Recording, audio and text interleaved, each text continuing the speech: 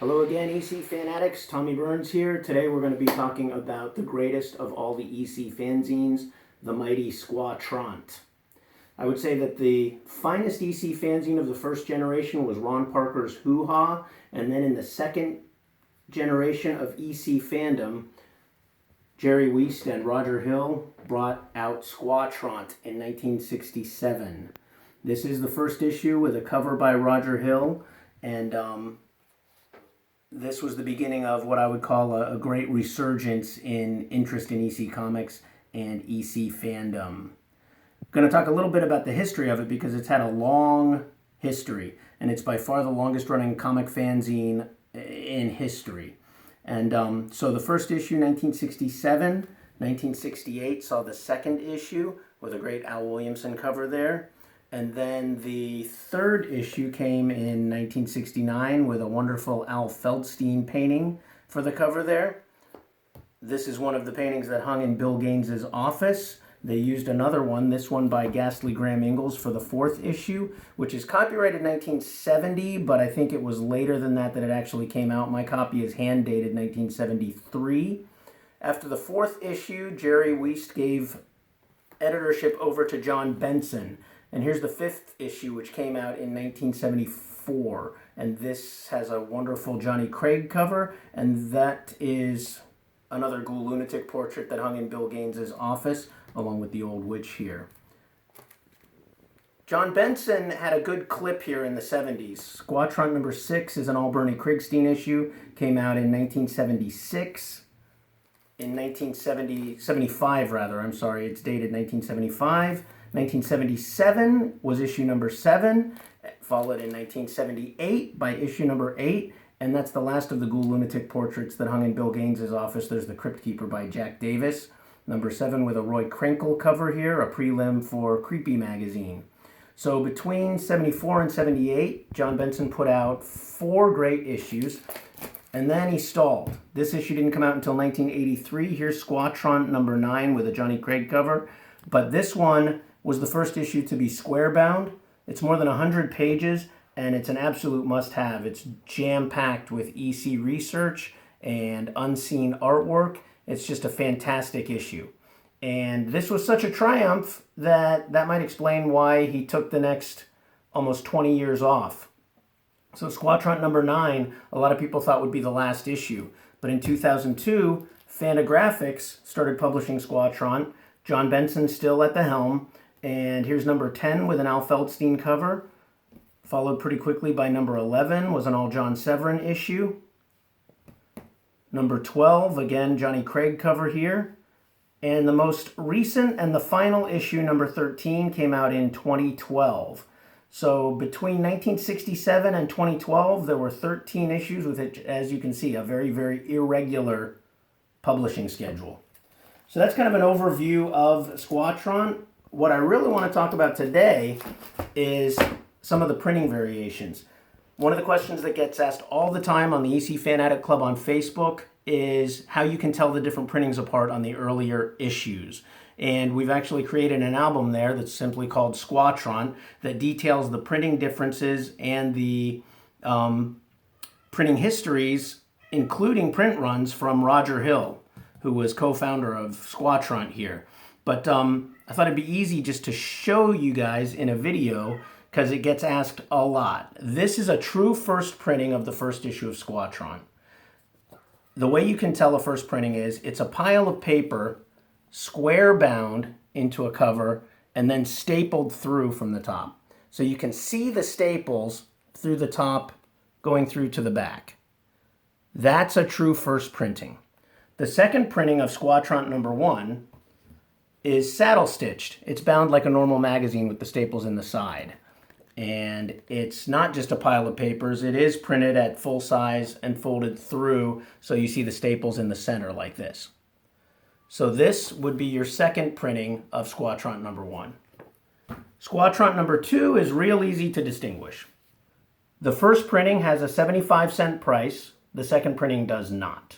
So the first printing sold out, they went to a second printing, but by then Jerry Weist knew that if he was going to make any money, he couldn't sell them for 75 cents a pop. So the first printing of SQUA TRONT number 2 says 75 cents. If your printing is blank right there, that's a second printing. The third printing is a little harder to tell, or the third issue rather. Here's a first and second printing.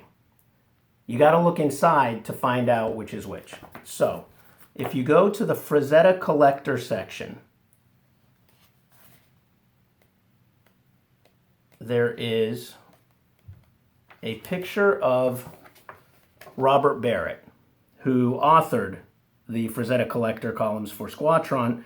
It's a Frazetta sketch of Bob Barrett. See all this text above. If you've got the text there, you've got a first printing of SQUA TRONT number 3. When they went to reprint SQUA TRONT number 3, a text block was inadvertently left off. So here again is the portrait of Bob Barrett. If it's blank above that portrait of Bob Barrett, you have a second printing of SQUA TRONT 3. So that's how you tell SQUA TRONT 3's printings apart. First printing, text here. Second printing, blank here.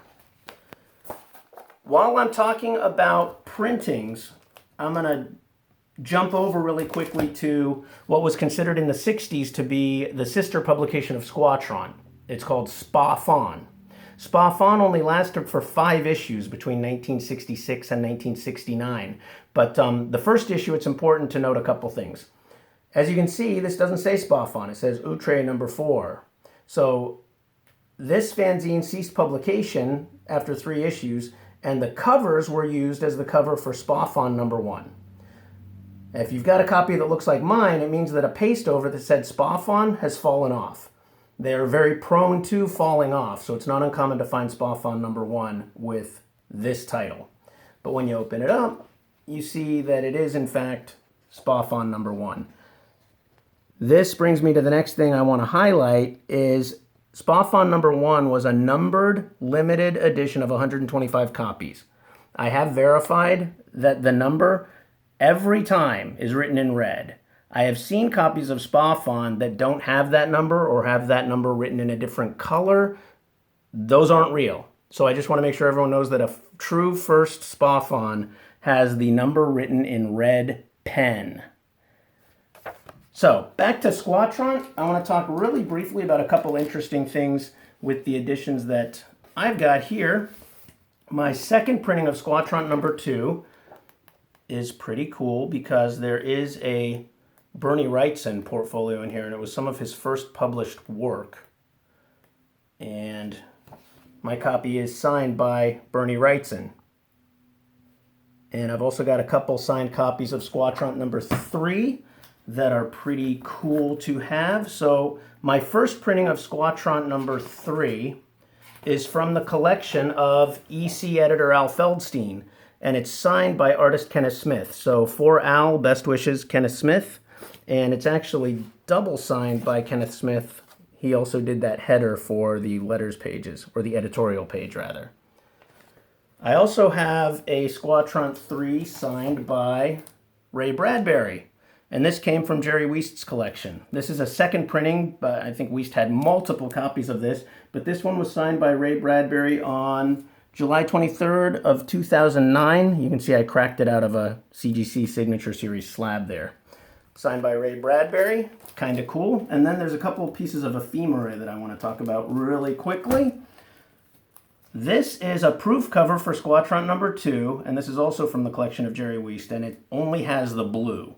So if you look at SQUA TRONT 2, you can see that this one's missing the red overlay. There's no yellow, it's just blue. There are copies that are only yellow, there's copies that are only red, and EC collector Chris Boyko has a copy that's kind of psychedelic, like someone really hit their head on the printing press because it's all upside down and backwards and sideways. So there are some pretty cool proofs of SQUA TRONT 2. And speaking of Chris Boyko, EC Super Sleuth, he is the one that discovered a difference in the printings for SQUA TRONT number 4. So this one, there were first and second printings, and even Roger Hill had said that there was no way to tell the difference. Well, there is. Mine is a second printing, and I don't have a first printing. There's an 1/8-inch difference in the size. Second printings measure exactly 10 7/8, and first printings are 11 inches. When you look inside, there's also a way to tell when you look at the art credits. So right down here, if you look at the art credit for Richard Corbin, that number 8 in 38 is clear on a second printing. It's just a black smudge on a first printing. The 8 on the Richard Corbin credit line is really smudged on a first printing, clear on a second printing, and there's a 1/8 difference. Lastly, I want to point out that SQUA TRONT, for a lot of its issues, had really cool mailing envelopes printed. This is for SQUA TRONT number 4. This one's for SQUA TRONT number 5. And those are the only 2 I have. If anyone has any that they want to trade or sell, I could use the rest. But all the envelopes are pictured in the SQUA TRONT photo album on the EC Fan-Addict Club on Facebook.